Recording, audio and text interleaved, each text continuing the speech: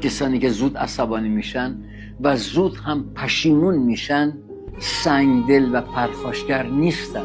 از نظر روانشناسی این واکنش به خاطر سختی‌هایی که در گذشته تجربه کردن.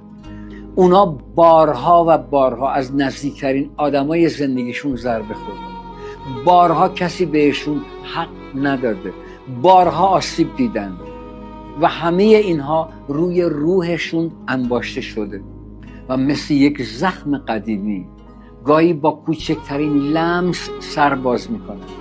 این عصبانیت ناشی از سالها درد و سالها سرکوب شدنه که بالاخره یک جا خودشو نشون میده. اما پشت این خشم یک روحی پر از عشق و مهربانی پنهان شده که فقط کافیه یه آدمی بیاد اون روح عشق و مهربانی رو درک کنه